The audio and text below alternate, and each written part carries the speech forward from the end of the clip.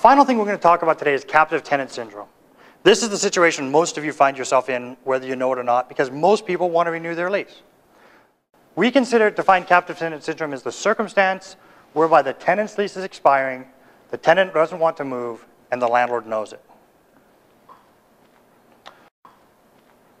So the cause of captive tenant syndrome are a number of things. The first one is the tenant wants to stay because they're not educated about the marketplace. They don't know that there's better options out there. When that happens, it's easier just to stay.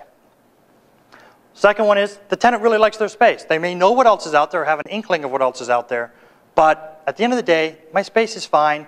I don't want to deal with the hassles of moving. This is which brings us to the third one. It costs a lot of money to move my office space, and it's a hassle. And I'm going to have to shut down my office for a week, and I'm going to have to get new stationery and new phone systems, and my clients are going to get lost finding me. And so cost and relocation hassles are one of the reasons that cause captive tenant syndrome. The fourth one is, again, this goes back to my idea of the landlord being a good guy, a nice guy. I have a good relationship with my landlord. I'm happy to renew because I know he's going to take care of me. Kind of like, your car dealer is going to take care of you, and sort of like, the blackjack dealer in Vegas will take care of you. He's going to tell you when to hit them. So number 5, the tenant, and this is unfortunately the biggest cause, and I wish it wasn't true, and I'm calling all of you busy and not lazy, but the fact is the tenant is either too busy or too lazy to take the time to find new space. These are the reasons why we end up renewing our lease, in most cases. So what we decided to do is come up with, and I've done this over the course of the 20 years I've been in the business, we've come up with a process and steps that will help us to defeat captive tenant syndrome. Things that we can do to overcome these issues which make it hard for us to renew our lease, which makes it hard for the landlord to take us for granted. So the first thing that I want you to do is I want you to make a list of all the pros and cons for you to stay. You may like your space, but there's things about it you don't like, I guarantee it.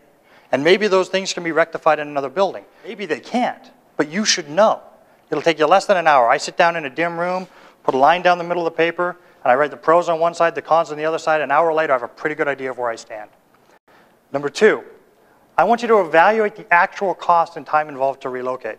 Everybody in here nodded their head and said, yeah, it does cost a lot of money to move. Does anybody know how much? What if I told you that the cost to move is probably less than 2 months of free rent, and I told you the building that we're looking at, the other 4 buildings we're looking at, will all give you more than 3 months free rent in addition to what your landlord's offering? All of a sudden, there is no cost to relocate. You've saved money. So let's figure out what it costs to relocate. There's companies out there that specialize in helping tenants relocate.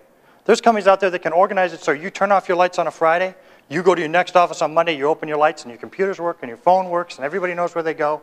Are they free? No. Do they cost something? Yes. But if the landlord's paying for it by giving you more free rent, we should be considering it. So we want you to evaluate the actual cost to relocate. 3, we want you to evaluate the actual benefits should you relocate.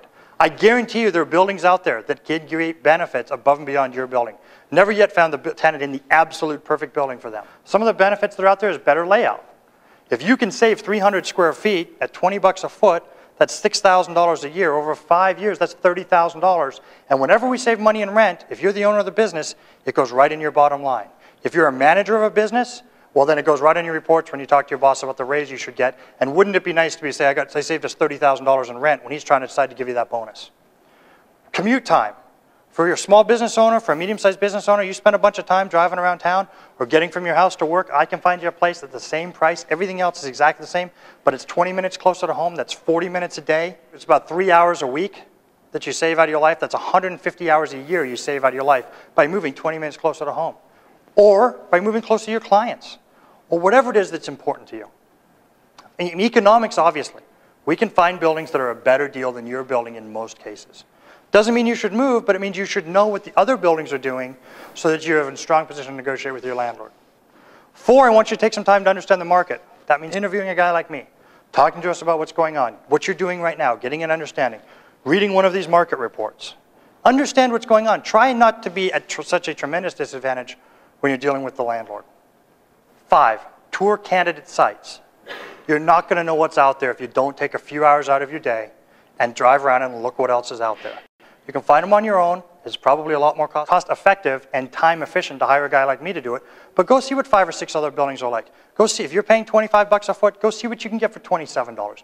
Go see what you can get for $23. Go see what you can get for $25. It'll get you educated. It'll let you know what your options are. Number 6, you have to open negotiations. But you notice that the 6th thing we said to do is open negotiations. For most tenants, it's the first thing they do. hey, Mr. Landlord, I'm thinking about what we're going to do with our office space. Why don't you shoot me over a proposal? It should be the sixth thing you do.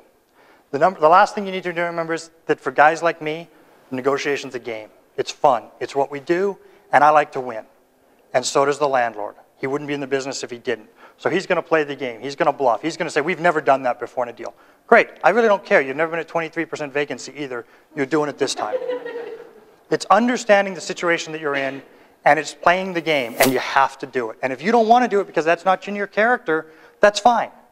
Hire me and get out of the way. I'll do it. So let's think about the steps that it takes to defeat captive tenant syndrome. Pros and cons. Might take you an hour to figure that out. Evaluation, relocation, you're going to call somebody, they're coming to your office, they're going to walk around, they're going to give you a quote, they're going to explain what they're going to do. Maybe that takes you 3 hours. Evaluating the benefits of other buildings, that takes you an hour. Understanding the market, well, you've already spent an hour on it today. So let's say you spend 4 hours doing that. Number 5, touring candidate sites. I can show you 3 buildings an hour. You give me 4 hours, I'll show you 12 buildings. If nothing works better, well then you know that your building is great and you're better educated and you'll be happy doing that deal. But I think we'll find something better. 6, opening negotiations. Takes a lot of my time to do negotiations, to give you spreadsheets, to help you understand what's going on. But in your time, it takes about 3 hours. We're talking about the largest business decision you'll make this year. And I'm asking you to invest 16 hours before you decide to just renew. And I'm telling you that you'll probably save money. Your landlord will certainly know you know what's going on. Imagine you sit down across the table from your landlord and your landlord starts trying to bluff you and you can slide across the proposal you got from another building. Or you can talk about the 2 buildings down the street that both have spaces that are 2,300 square feet on the 3rd floor. It's got balconies, it's got glass on 2 sides. Mr. Landlord, don't bluff me, I know what I'm talking about. That's the position you want to be in, a position of strength. And that's where the opening negotiation comes in. So I'm asking you to be prepared to invest 16 hours to make smart business decisions. So, the next thing that I've always tell my clients is let's always turn the tables and let's look at things from the other point of view. When I started in the business, my mentor told me, sit on the other side of your desk. Sit and pretend you're the other guy when you negotiate. So let's look at this from the landlord's perspective. When the landlord looks at you in terms of negotiating, what's it going to cost the landlord if you leave? Because all you're thinking about is, it's a hassle to relocate, and it's going to cost a bunch of money to relocate. Well, what's it going to cost the landlord to lose you? First thing, if you leave your space today, I guarantee you, he will not find a tenant for 6 months. Probably a lot longer. But let's just say 6 months. That's 6 months with no rent on your space. He's going to have to give the next tenant free rent, because the next tenant's not a captive. So he's going to have to give the next tenant free rent. He's going to have to spend money to improve your space. You guys love your space, you think it's great. Guess what? The minute you move out and I see your carpet, and there's dark patches and worn patches and dirty patches, got to replace them. All those pictures you have on the wall, those are holes in the wall, got to repaint. And you think that 18 by 18 offices is great? The next guy coming in wants 12 by 15 offices. So he has to spend some money on tenant improvements. So let's just say he spends $15 a square foot on tenant improvements. He's going to pay commissions. Remember he said I can save you commissions if you leave? Well, you're guaranteed to spend commissions if you leave. If you stay, he might say he's going to save them. I don't think he is. But if you leave, I guarantee he's going to spend them.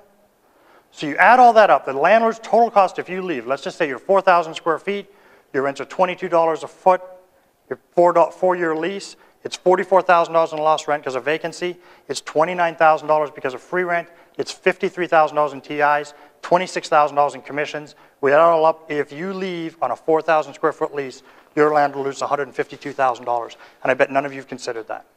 So let's ask ourselves again, who has the leverage when it comes time to negotiate a deal? He wants to keep you more than you are aware. So here's what we've talked about. We've talked about the market. It's really not a good time to own real estate. It's a good time to be a tenant. Long story short, unless you're in a very unique set of circumstances, you shouldn't be buying real estate. The situation is bad, it's likely to get worse. Buildings are going to go back to banks. We've had large major developers, Opus West and others, go out of business, which by the way I predicted in the last meeting. We've talked about the landlord's business model. He wants your money. And there's nothing wrong with that. He's not doing anything immoral or unethical. But it's his job to outsmart you and get as much of it as he can because it's a zero-sum game. And we've talked about captive tenant syndrome, how you can be educated to make the best decisions possible. So, well, thank you everybody very much for your time. I really appreciate it.